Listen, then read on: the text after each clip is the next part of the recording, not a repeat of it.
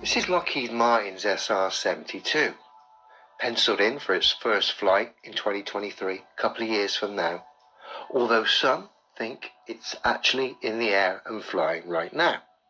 Regardless, what I find fascinating about this plane are the stats attached to it. Bear with me. Okay, so we got the stats here for the SR-72. All I'm interested in is the speed, Mach 6, 7,400 k, which essentially is 4,598 miles an hour. So we've got that as a reference, because I want to see how much supposed curve drop, according to the globe mathematics, this plane has to take into account while it's going top speed for an hour.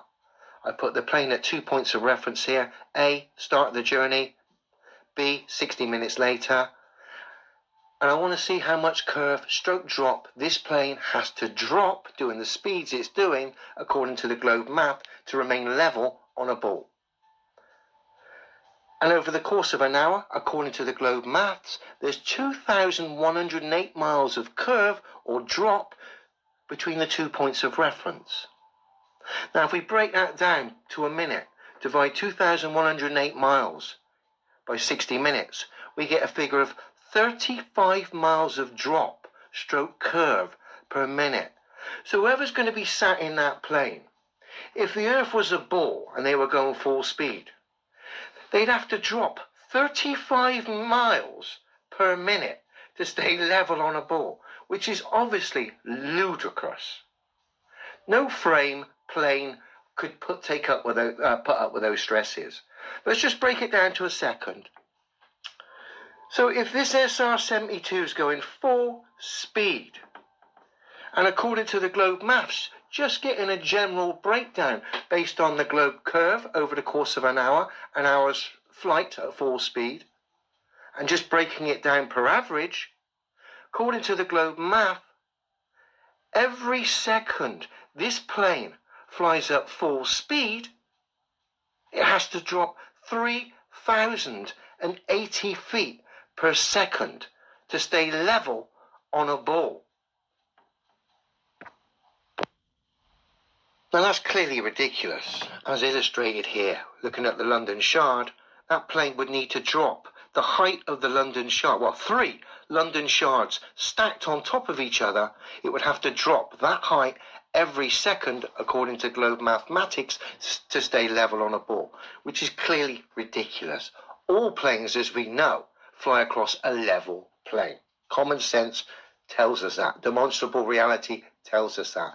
And of course, when we apply fast planes and their spec to the globe mathematics, every fast plane on Earth tells us the globe's ridiculous. And it's going to get even worse now with this article. If that wasn't bad enough, the SR-72 having to drop 3 London Shards in height per second, check this out. Now, as if that wasn't bad enough, the latest news coming out of Lockheed Martin regarding the SR-72 just makes it even worse. Lockheed Martin confirms the SR-72, son of Blackbird, will reach anywhere in the world in 1 hour. Just scroll down. The SR-72 is expected to reach speeds over 14,500 miles an hour. Wow! I'm curious to know how much globe Earth curve stroke drop the SR-72 will have to encounter doing those supposed speeds travelling across the Earth. Should we have a look? Bear with me. So this incredible plane, according to the globe mathematics, when it's flying full speed, according to the claims made by Lockheed Martin, and it's travelling the Earth in an hour, if that's the case, and the Earth is a globe, this plane, to remain level on a ball, needs to be dropping on an average of 2 miles per second.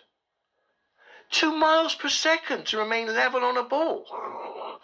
Let me show you how ridiculous that is. That's 10 London Shards stacked up on top of each other. That plane would need to drop every single second to remain level on a ball. If these planes are to achieve the speeds or anywhere near the speeds being cited, it's obvious it's being done on a level plane and clearly impossible on a ball. Dear, oh dear.